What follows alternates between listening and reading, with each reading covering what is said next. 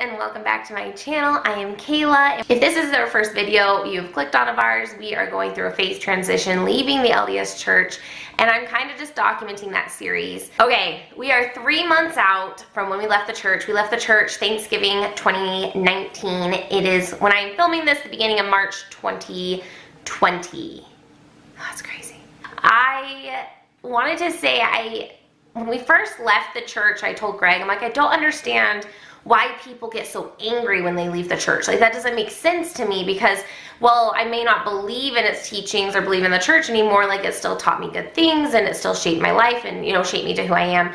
And now I think I finally reached that anger stage. I've heard people say when you leave the church, you kind of go through the 5 stages, is the 5 stages of grieving, and I would definitely say the past month or so I've been in an angry phase, and it's really confusing because I can't necessarily pinpoint why I'm so angry. A lot of it is a feeling of like betrayal and feeling stupid and lied to, because, you know, I so fully believe these things that now for me I find to be false.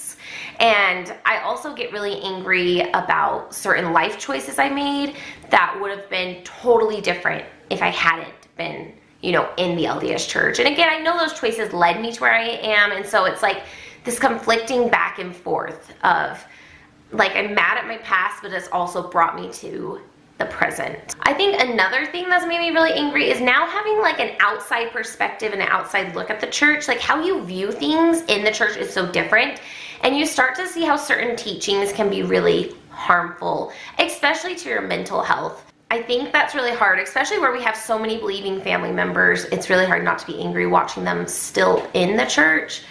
And yeah, it's hard to talk about the anger without like bashing the church, but just know, like, it is a very real thing, and it's that betrayal and that feeling lied to and that frustration of feeling like you were stupid and why did you let yourself go on for so long. So if you are going through your own faith transition, and you have these feelings, just know they're like normal. I feel like everyone I've talked to has gone through this, where they just get really, really mad and really angry, and that is where I am. Another kind of one of the more downer things is I have been really stressed out about what happens after we die. This might seem strange, but it really is like something the past couple weeks that has really been stressful for me.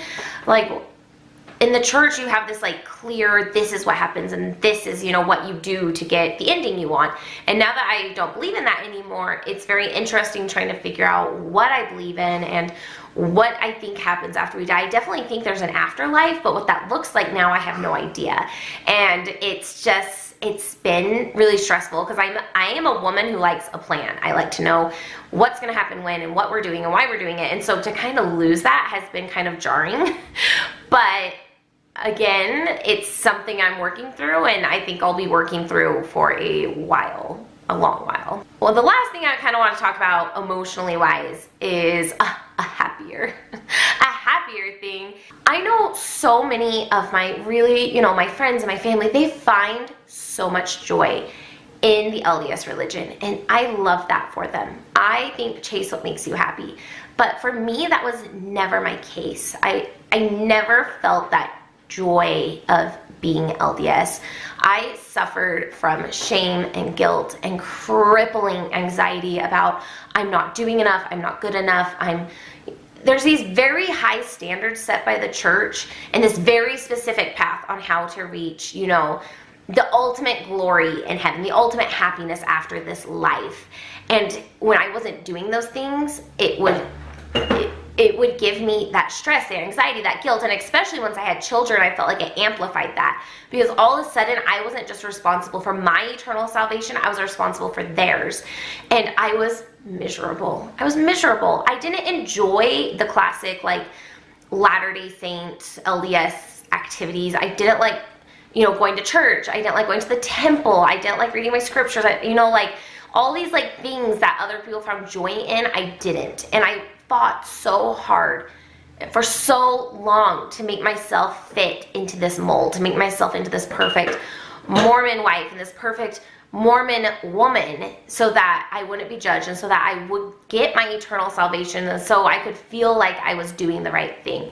And it was just this never ending circle of pain and frustration, like recommitting, like I'm gonna be the best Mormon ever, and then failing, and then feeling like crap, and being like I'm gonna lose everything in my family forever, my eternal salvation. So then I try harder, and then I'd fail again, and it was terrible. And I didn't even realize how miserable I was until I left, until I was like, I am done. And then it was like this huge weight I had been carrying around and hadn't even realized it was lifted from my shoulders. And it has been the most freeing and beautiful experience of my entire life to get to sit down and decide what I believe is right and good. You know, I have the options to choose what I want to wear and what I want to drink and what I want to do and what I think is right and wrong. It's been incredible. It's honestly like I am so much happier having left.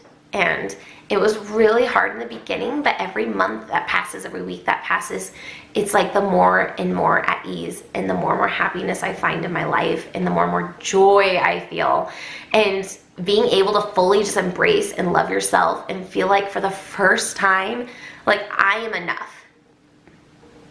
Like just being me is enough, with my faults, with my shortcomings. Like I feel like I can finally love the person I am completely, because I'm not dealing with that anxiety and that shame and that guilt that plagued me for years.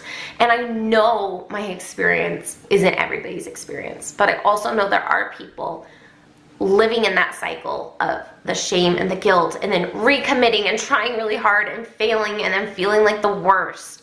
And like, if you're in that, like, just know if you're not finding joy in your religion, like there's something wrong. Like that's not how it's supposed to be.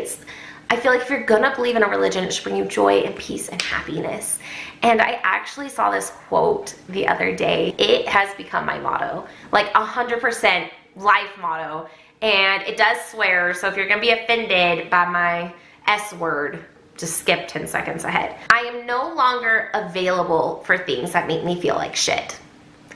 And that like resonated so hard with me, and not even just with church stuff. Just, again, I've mentioned this, I am a people pleaser, and to take that step and be like, no, like I don't have to participate and do things that make me feel like crap. I don't have to do it. And it's just, oh, it's such a great feeling and such a confidence boost and such a peace to just kind of let it go. And I realized reading that quote again, it just was like this reaffirmation of like, I made the right choice for me and my family and our future and our life. And it just feels amazing. I guess that's it for the emotional side of things. Every relationship so far, like there's not been a lot of change. I know I talked about people's gut reactions, but since then it just continually gets better. So far, Greg's parents were our hardest reaction for sure. And I feel like that relationship is still a little strained, but it's definitely getting better. And my family's been really loving and supportive and generous and kind to me and to our decision. And I am so grateful. I am so grateful for my family and their willingness to accept me and love me and my kids and my husband just as we are, whether we're part of, you know, a certain religion or not. It's been so comforting, and it's just made me love them harder. So that's it, you guys. Thank you so much for watching. There will be more videos like this in the future, and I'm really excited about them and the content I have planned, so make sure you subscribe, stick around. I'll see you next time. Bye, guys.